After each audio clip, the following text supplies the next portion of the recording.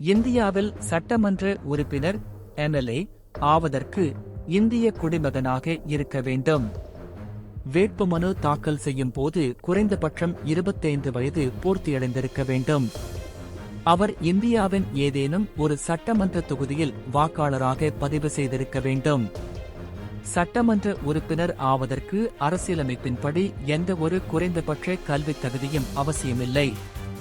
மத்திய அல்லது மாநில அரசாங்கத்தில் ஆதாயம் தரும் எந்த ஒரு பதவியிலும் இருக்கக்கூடாது. நீதிமன்றத்தால் மனநிலை சரியில்லாதவர் என்றோ அல்லது திவாலானவர் என்றோ அறிவிக்கப்பட்டிருக்க கூடாது.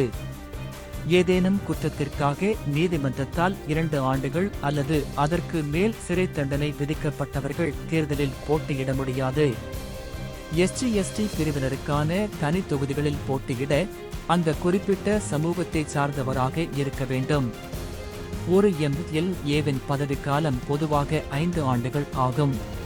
இந்தியாவில் உள்ள சட்டமன்ற உறுப்பினர்களுக்கு அந்தந்த மாநில அரசுகளின் விதிகளின்படி மாத சம்பளம், பல்வேறு படிகள் மற்றும் சலுகைகள் வழங்கப்படுகின்றன.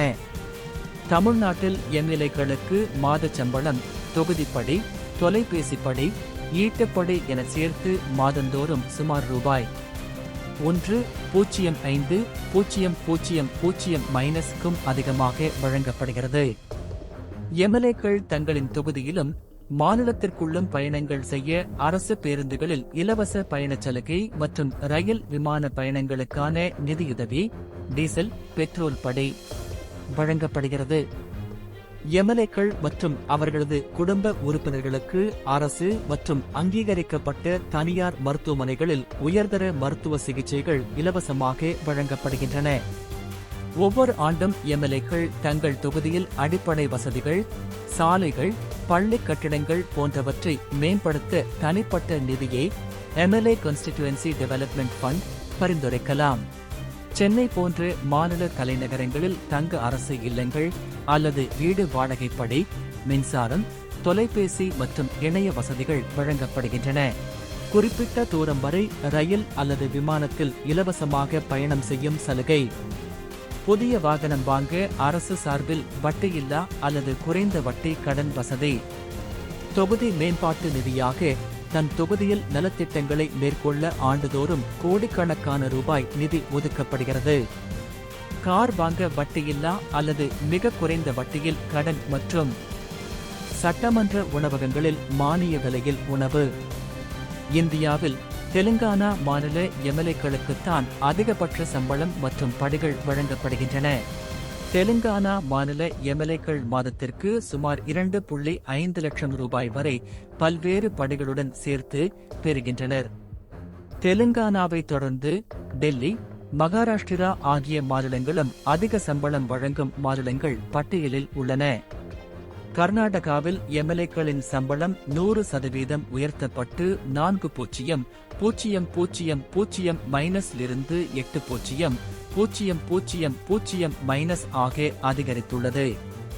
திரிபுரா மற்றும் மேகாலயா ஆகிய வடகிழக்கு மாநிலங்களில் உள்ள MLA-க்கள் மிக குறைந்த அளவில் சுமார் 20,000 ரூபாய் முதல் 34,000 ரூபாய் வரை மட்டுமே மாதச் சம்பளமாக பெறுகின்றனர். திரிபுராவிற்கு அடுத்து கேரளா மாநிலத்தில் உள்ள MLA-க்கள் குறைந்த சம்பளம் பெறுவதாக தகவல்கள் தெரிவிக்கின்றன.